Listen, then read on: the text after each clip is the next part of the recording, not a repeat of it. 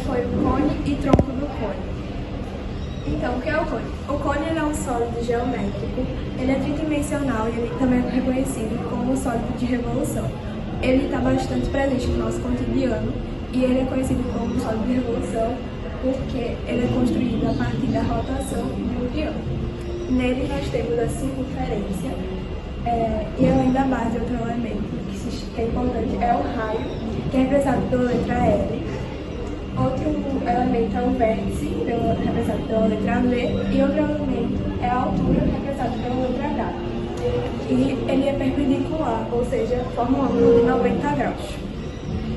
Outro elemento é a geratriz, e ela é qualquer segmento que parte do vértice e vai de encontro à circunferência. Aqui na imagem, a geratriz é o segmento daqui do A ao V. E a fórmula é G ao quadrado igual ao raio ao quadrado mais a altura ao quadrado. Boa tarde, agora eu vou falar sobre as classificações do cone. O cone pode ser classificado em 3 tipos principais: o cone reto, oblíquo ou cone equilátero. O reto é aquele em que o eixo coincide com a altura, ou seja, o vértice está exatamente acima do centro da base. É o tipo mais comum e o mais fácil de encontrar no dia a dia, como nos cones de trânsito ou nas casquinhas de sorvete. Já o cone oblíquo é diferente, porque o vértice não está alinhado com o centro da base. Isso faz com que o eixo dele fique inclinado e a geratriz tenha tamanho diferente. Por causa disso, não existe uma fórmula específica para calcular sua área ou volume. E por último, temos aqui o cone equilátero, que é um tipo especial de cone reto. Nele, a geratriz tem o mesmo comprimento do diâmetro da base, formando um triângulo equilátero, quando a gente corta ele ao meio. Essas classificações ajudam a entender melhor as estruturas e as propriedades do cone, mostrando como pequenas mudanças na forma podem influenciar o cálculo e até o uso desses sólidos geométricos. Essas são as fórmulas do cone.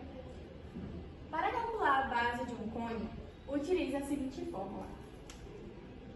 A área da base é igual a π vezes raio ao quadrado. Para calcular a área lateral, A gente usa a seguinte fórmula. A área lateral é igual a π vezes raio vezes geratriz. Para calcular a área total, utilize a seguinte fórmula. A área total é igual a π vezes raio vezes geratriz mais raio. Para calcular o volume do cone, utiliza volume é igual a π vezes o raio ao quadrado vezes a altura, isso tudo divide por 3. O tronco de um cone sempre vai possuir duas bases no formato de círculos, uma maior e outra menor. Existem elementos importantes nesse sólido. O R maior, que representa o raio da base maior, o H, que é a altura do cone, o R menor, que representa o raio menor da base, e o G, a geratriz do tronco do cone. Para calcular a geratriz do cone, a gente vai usar uma fórmula parecida com o teorema de Pitágoras. Só que dessa vez a gente vai usar assim: G ao quadrado é igual a base ao quadrado, que vai ser 3 ao quadrado, mais a altura, que é 4, vai ser ao quadrado também. Aí aqui a gente vai resolver, a gente vai repetir aqui, que vai ser igual a 9 mais 16. Mas por que aqui dá 9? Porque a gente sabe que quando a gente eleva um número a 2, a gente não vai multiplicar esse número por 2. E sim multiplicar ele a quantidade de vezes que o expoente indica. Ou seja, vai ser 3 vezes 3, por isso que dá 9. E a mesma coisa a gente faz com 4. Então, G ao quadrado vai ser igual a 25. Aí aqui, para a gente saber o valor de G, a gente vai pegar o expoente e passar para o lado de cá com a operação inversa. A operação inversa da potência é a raiz, ou seja, a gente vai, G vai ser igual a raiz quadrada de 25, ou seja, o G é igual a 5. Logo, a geratriz do nosso cone é em 5 centímetros. A segunda coisa que a nossa questão pede é a área lateral. A área lateral, para calcularmos ela, a gente vai usar a seguinte forma. É igual a π vezes o raio vezes a geratriz. Nossa questão pede que a gente use o π igual a 3.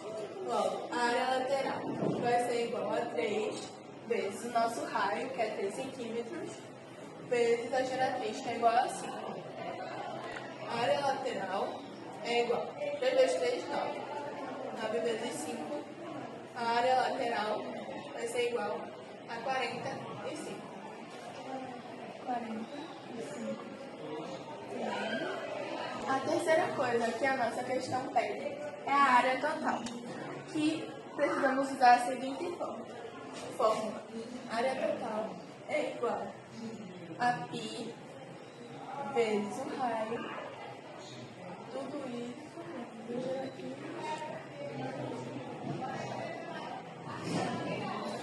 Como temos uma coisa aqui, entre parênteses, nós precisamos primeiro resolver ela. Aí vai ficar assim, a área total é igual a π, que aqui eu já vou alimentar a nossa fórmula para ficar melhor de resolver.